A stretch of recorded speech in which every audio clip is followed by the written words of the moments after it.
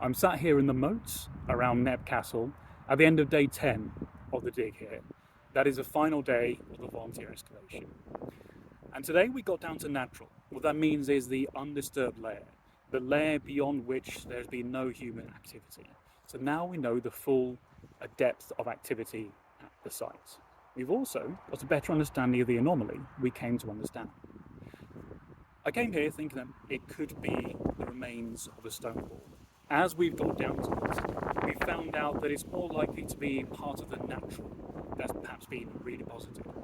So we've not exactly found out what we anticipated, but we have found a lot of other stuff.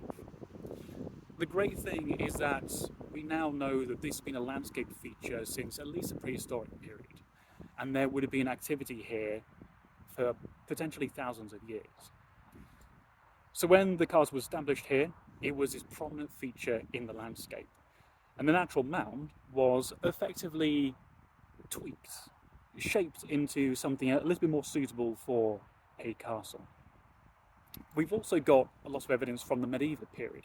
So while we don't have a particular structure that's been discovered, we do have a post hole that would have supported a large vertical timber, so potentially part of a structure.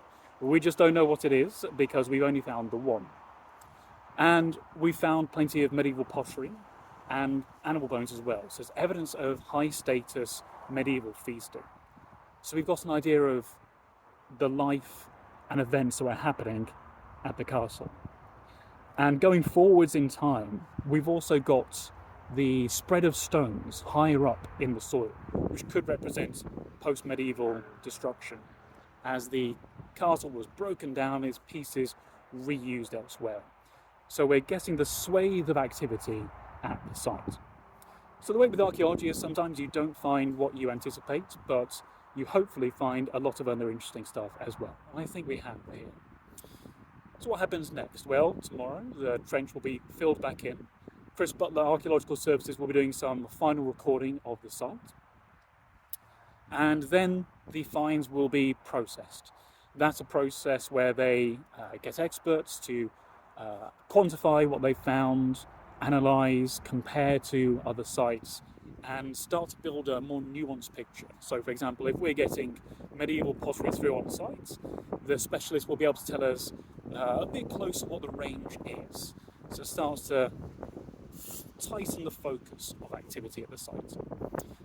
So for now, I want to say thank you very much to all the volunteers who've turned out over the 10 days of the dig, and to those who wanted to come but couldn't make it.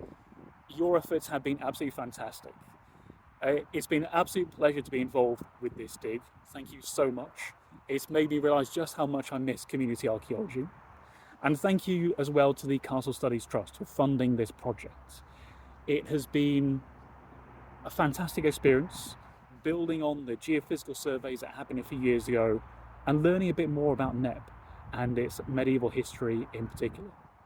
So thank you very much. There will be a technical report that'll be on our website in a few weeks, possibly a few months, basically when it's been ready and signed off. And we'll be sharing some of the snippets from that report as well. And who knows, there may be some more videos about the site if I have a few extra thoughts afterwards. So thank you very much for following the videos from Knepp Castle. I hope you have a lovely time.